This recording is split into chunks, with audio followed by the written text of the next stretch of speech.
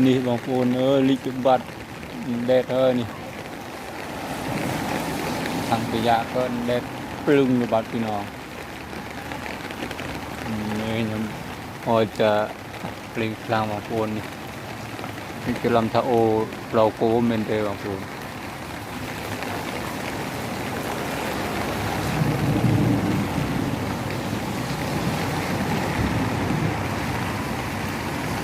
บางคน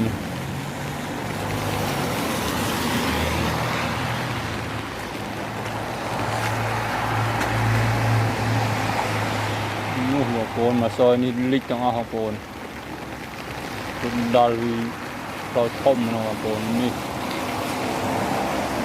เป็นหัวโกนอย่างน่าเลยบาดดึกนี่อาเต้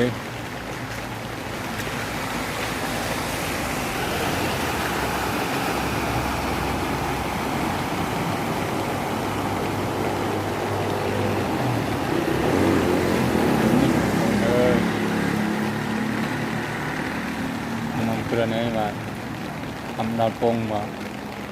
ลิกวงกรอนใจบาด